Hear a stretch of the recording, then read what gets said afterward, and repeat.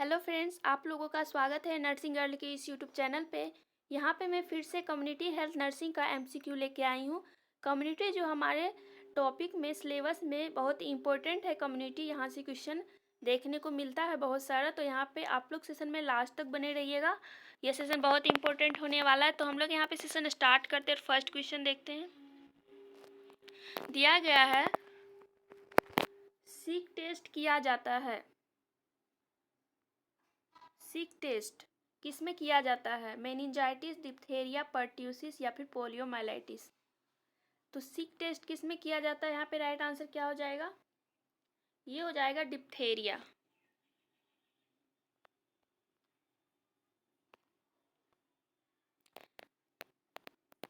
Second number, पृथक्करण किसके लिए किया जाता है? पृथक्करण किसके लिए उपयोगी है या फिर किया जाता है? पृथक्करण डिप्थेरिया, हेपेटाइटिस ए, टाइफाइड या फिर पोलियोमाइलाइटिस। यहाँ पे क्या हो जाएगा राइट आंसर? यहाँ पे राइट आंसर हो जाएगा ऑप्शन नंबर ए, डिप्थेरिया। डिप्थेरिया क्या है? एक अपर रेस्पिरेटरी ट्रैक्ट का इन्फेक्शन है।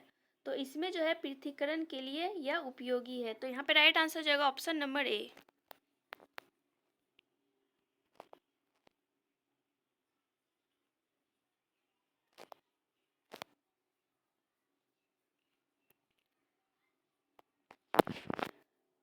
What is the meaning of census report in hospital? अस्पताल में जनगणना प्रतिवेदन का क्या मतलब है? जनगणना जो किया जाता है, रिपोर्ट दिया जाता है, उसका क्या मतलब है अस्पताल में?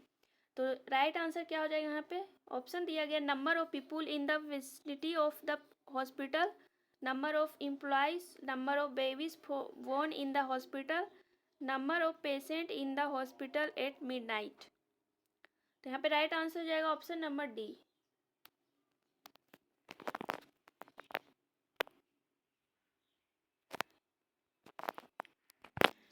Except all the rest are mainly animal infection transmitted through the।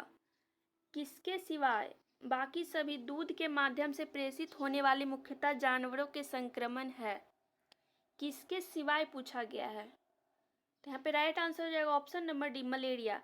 बाकी ये सभी जो है जानवरों के द्वारा मिल्क वगैरह उसका जो होता है उसके द्वारा ये फैलता है, जैसे ट्यूबरकुलोसिस, ब्रूसेलोसिस या फिर फीवर। और यहाँ पे राइट आंसर हो जाएगा ऑप्शन नंबर डी, सिवाय पूछा गया। तो यहाँ पे राइट आंसर हो जाएगा ऑप्शन नंबर डी।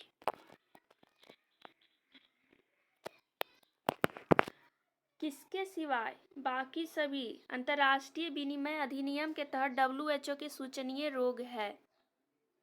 WHO के अंतर्गत वो रोग है। तो यहाँ पे राइट आंसर क्या हो जाएगा?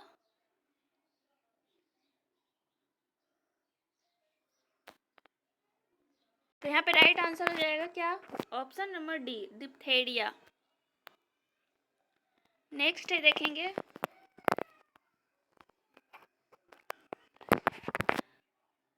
टीके के भंडारण एवं परिवहन के तंत्र को कहते हैं। टीका जहाँ पे स्टोर किया जाता है और परिवहन किया जाता है उसको कहते हैं।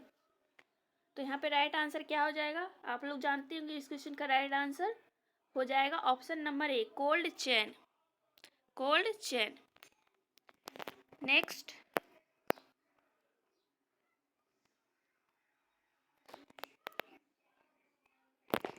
Question number 7, mumps is a disease caused by. Mumps एक बीमारी है जो कारण होती है, जो कारण होती है मम्स। यहाँ पे राइट आंसर हो जाएगा ये वायरस के द्वारा होती है, paramyxovirus. Option number A.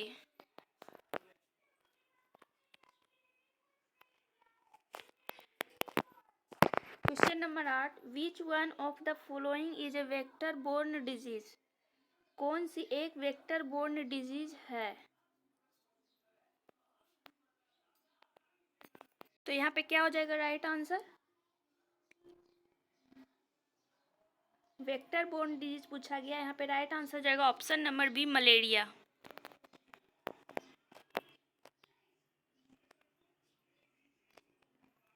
Question number 9, यहाँ पे दिया गया the following disease are transmitted through water and food accept.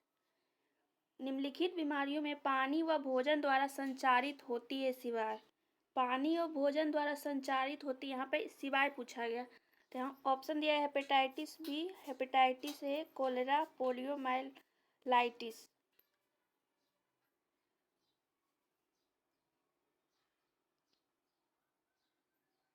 तो यहाँ पे राइट आंसर हो जाएगा option number A, hepatitis B. और यहाँ पे ये सब जो है बीमारी पानी भोजन के द्वारा संचारित होती है। हेपेटाइटिस ए हो गया, कोलेरा हो गया, जैसे पोलियोमाइलाइटिस, ये सब जो है इसके द्वारा फैलता है। लेकिन यहाँ पे जो है हेपेटाइटिस बी, ये जो होता है ब्लड ट्रांसफ्यूजन वगैरह से फैलता है। तो यहाँ पे राइट आंसर हो जाएगा ऑप्शन नंबर ए।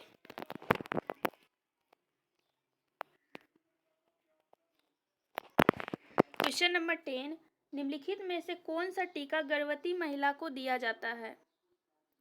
कौन सा टीका गर्भवती महिला को दिया जाता है? Measles, BCG, tetanus, DPT. यहाँ पे राइट आंसर हो जाएगा option number C, tetanus. Question number 11, निम्नलिखित में से कौन सी बीमारी वायु जनित बिंदुओं द्वारा संचरित नहीं होती है? वायु द्वारा संचरण नहीं होता है। मीजल्स, चिकन पॉक्स, पोलियोमाइलाइटिस या फिर ट्यूबरकुलोसिस। यहाँ पे राइट आंसर क्या हो जाएगा?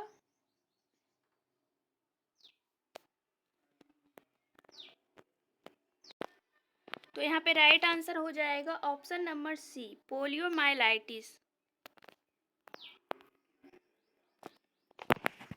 नेक्स्ट दिया गया है dengue fever is caused by which mosquito. Dengue बुखार कौन से मच्छर के द्वारा कारण होता है? Aedes, female Anopheles, Culex, fly. तो यहाँ पे राइट आंसर हो जाएगा, डेंगू के बारे में पूछा गया है तो ये होता है एडिस एजिप्टिक, ऑप्शन नंबर ए।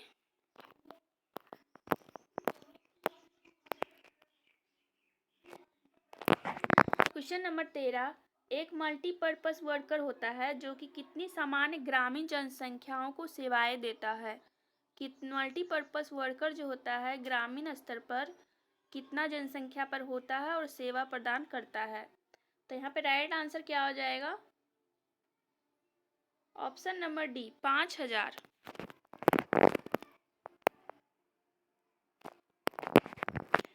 निम्नलिखित में से कौन सा टीकाकरण विस्तारित कार्यक्रम टीकाकरण का भाग नहीं है? विस्तारित टीकाकरण कार्यक्रम ईपीआई का भाग नहीं है। Diphtheria, pertussis and tetanus, measles, mumps and rubella, oral polio vaccine, measles vaccine. तो यहाँ पे कौन सा शामिल नहीं है? नहीं है तो यहाँ पूछा गया ऑप्शन नंबर बी हो जाएगा राइट आंसर। बाकी जो है डिप्थेरिया, डीपीटी और मीजल्स, ओपीवी वगैरह जो है इसमें शामिल किया गया है। लेकिन यहाँ पे मीजल्स, मम्स, रूबेला दिया गया एमएमआर, जो कि यहाँ पे राइट आंसर हो जाएगा option number B. Question number 15, ग्रामीण स्तर पर पंचायती राज में सभी होते हैं किसी एक के अलावा। ग्रामीण स्तर पर पंचायती राज में सभी होते हैं किसी एक के अलावा। तो ग्रामीण स्तर पर पूछा गया, पंचायती राज में तो होता है इसमें ग्राम सभा, ग्राम पंचायत, न्याय पंचायत। लेकिन यहाँ पे दे दिया गया है पंचायत समिति, तो ये होता है ब्लॉक स्तर पर। पंचायत समिति जो होता है ये ब्लॉक स्तर पे होता है। तो यहाँ पे राइट आंसर हो जाएगा option number A.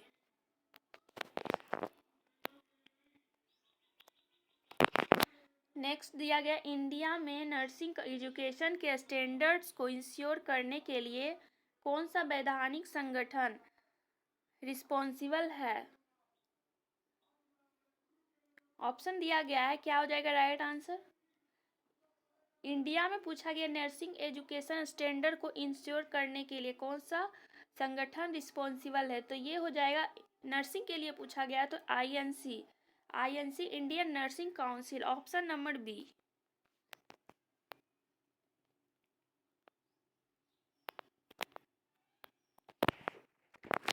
According to RMNCH+A, the focus of adolescent health is accept. RMNCH+A के अनुसार किशोर स्वास्थ्य का फोकस है किसको सिवाय पूछा गया है। तो यहाँ पे RMNCH के अंतर्गत अर्स क्लिनिक मतलब एडोलेसेंट रिप्रोडक्टिव सेक्सुअल हेल्थ।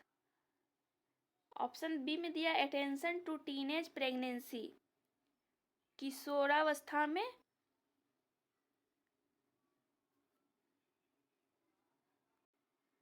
गर्भावस्था पर ध्यान देना। Menstrual hygiene, cancer counselling. तो यहाँ पे RMNCH एडल्ट के लिए चलाया गया है, तो एडल्ट में इसमें सभी शामिल हो जाएगा क्या क्या, अर्स क्लिनिक हो जाएगा जिसमें कि एडोलेसेंट रिप्रोडक्टिव सेक्सुअल हेल्थ के बारे में बताया जाता है, और यहाँ pay attention teenagers pregnancy, menstrual hygiene, ये तीनों जो है इसमें शामिल है। लेकिन यहाँ पे कैंसर काउंसलिंग जो है अलग कैटेगरी में आ गया। तो यहाँ पे राइट आंसर हो जाएगा ऑप्शन नंबर डी।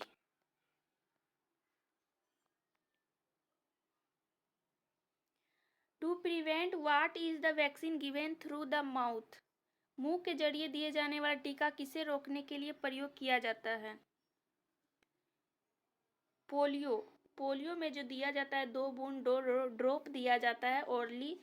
तो यहाँ पे राइट आंसर जो है ऑप्शन नंबर डी।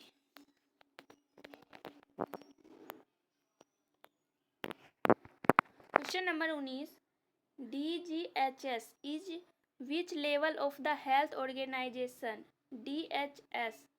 DGHS स्वास्थ्य संगठन किस स्तर पर होता है। तो यहाँ पे क्या हो जाएगा right answer,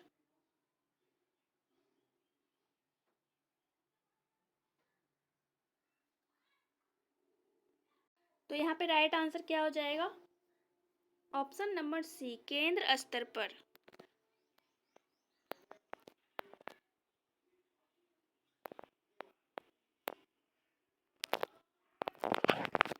basic nursing education पूर्ण होने के बाद एक नर्स को RNRM मतलब रजिस्टर्ड नर्स रजिस्टर्ड मिडवाइफ के रूप में प्रैक्टिस करने हेतु निम्न में कहाँ रजिस्टर होने की आवश्यकता होती है। प्रैक्टिस हेतु बोल रहा है बेसिक नर्सिंग एजुकेशन पूर्ण होने के बाद। तो यहाँ पे राइट आंसर हो जाएगा option number B, state nursing council. 21 number में दिया गया एम्बुलेंस सेवाएं हैं। एम्बुलेंस सेवाएं जो कि स्वास्थ्य विभाग के द्वारा दिया जाता है चिकित्सा आपातकाल हेतु। तो यहाँ पे राइट आंसर हो जाएगा ऑप्शन नंबर सी।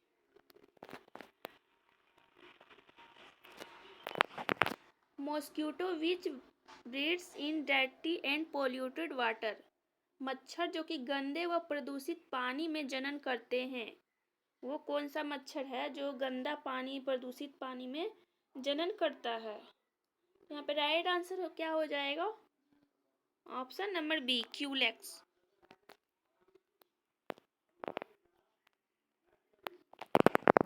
क्वेश्चन नंबर 23, गुलाबी रिबन किससे संबंधित है। इस टाइप का रिबन होता है जो कि पिंक कलर का है, तो वो किससे संबंधित है। तो वो होता है ब्रेस्ट कैंसर। ब्रेस्ट कैंसर जो है पिंक कलर का रिबन से संबंधित है।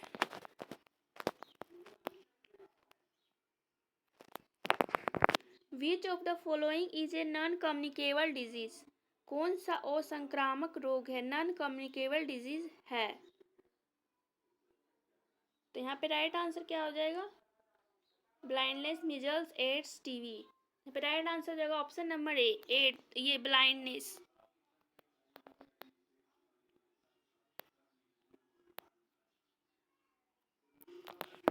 खाद्य पदार्थ मिलावट रोकथाम अधिनियम के तहत किसके द्वारा खाद्य पदार्थ का सैंपल लिया जाता है। तो यहाँ पे राइट आंसर हो जाएगा ऑप्शन नंबर ए, उपभोक्ता के द्वारा।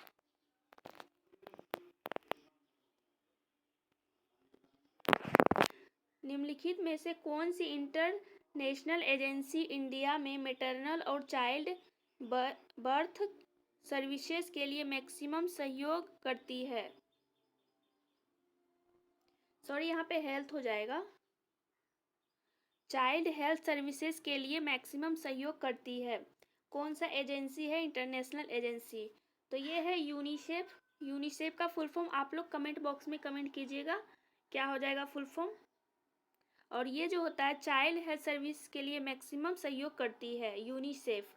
और यूनिसेफ का फुल फॉर्म आप लोग को कमेंट बॉक्स में बताना है, क्या हो जाएगा इसका फुल फॉर्म। तो यहाँ पे राइट आंसर हो जाएगा ऑप्शन नंबर ए।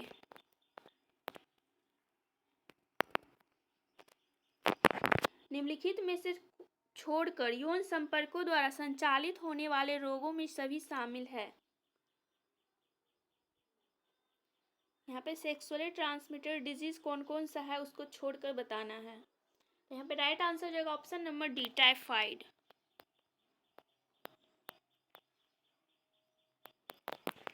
आदर्श रूप में से किसमें कॉपर टी की अनुशंसा की जाती है? कॉपर टी लगाने के लिए किसमें रिकमेंड किया जाता है, कौन सी महिला में?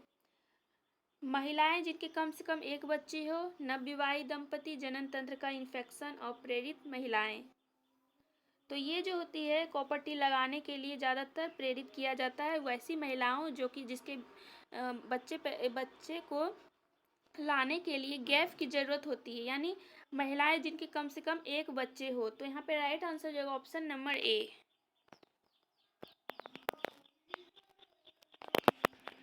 पूछा गया क्वेश्चन नंबर 29 में कारतूस सदृश मतलब बुलेट वायरस।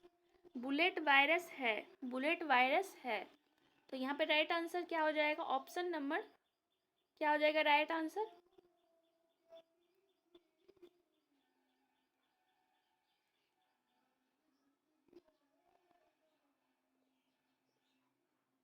तो यहाँ पे राइट आंसर हो जाएगा ऑप्शन नंबर ए, रेबीज।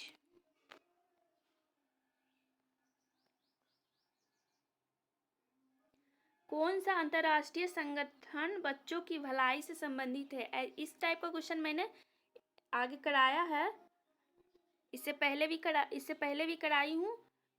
तो यहाँ पे क्या हो जाएगा right answer? Option number B, UNICEF.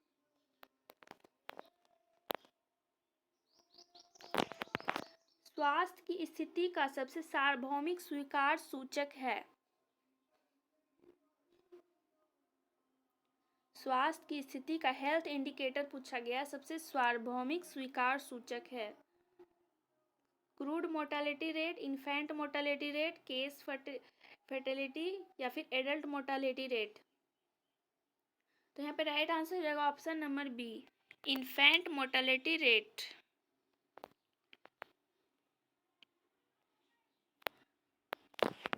Monday fever is the other name for. Monday fever इसका दूसरा नाम है बायसिनोसिस, एब्स्टोसिस, एंथ्रेकोसिस, सिलोकोसिस। मंडे फीवर पूछा गया है तो ये होता है option number A, बायसिनोसिस।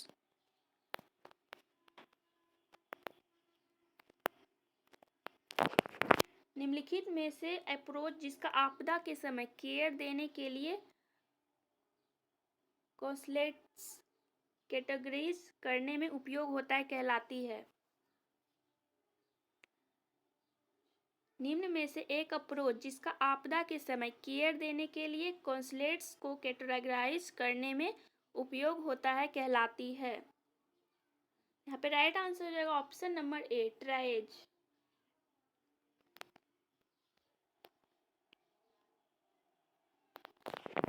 Koplik spots appear in. Koplik के धब्बे किसमें दिखाई देते हैं?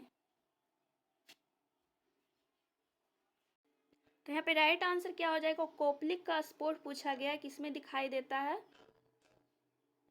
राइट आंसर हो जाएगा ऑप्शन नंबर, यहाँ पे क्या हो जाएगा राइट आंसर? कॉप्लिक के धब्बे किसमें दिखाई देते हैं? तो यहाँ पे हो जाएगा ऑप्शन नंबर बी, रूवियोला, जिसको कि मिजल्स भी बोलते हैं, रूवियोला मिजल्स। तो यहाँ पे राइट आंसर हो जाएगा ऑप्शन नंबर बी। नेक्स्ट में दिया गया है विच one of the following is an air pollute. निम्नलिखित में से कौन सा वायु प्रदूषक है? वायु प्रदूषक नॉर्मली पूछा गया है, तो ये नाइट्रोजन, कार्बन डाइऑक्साइड या फिर सल्फर डाइऑक्साइड या फिर ऑक्सीजन। पे क्या हो जाएगा right answer? Option number B, carbon dioxide.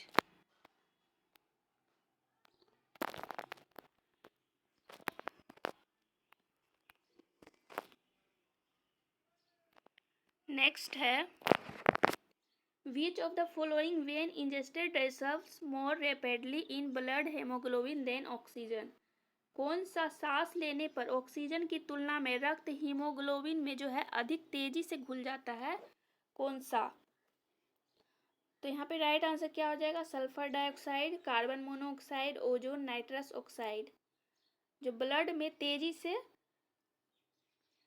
Rapidly यानी तेजी से ये ब्लड में घुल जाता है, तो यहाँ पे राइट आंसर हो जाएगा option number B, carbon monoxide. Question number 37, गैसों के कौन सी जोड़ी के योगदान के कारण अम्ल वर्षा होती है? अम्ल वर्षा होता है, उसमें कौन कौन सा गैस जो होता है ऐड होता है? यहाँ पे राइट आंसर क्या हो जाएगा? इसमें होता है कार्बन डाइऑक्साइड और sulphur dioxide, CO2 plus SO2। Right answer हो जाएगा ऑप्शन नंबर डी। तो आज का सेशन हम लोग यहीं पे एंड करते हैं। Thanks for watching.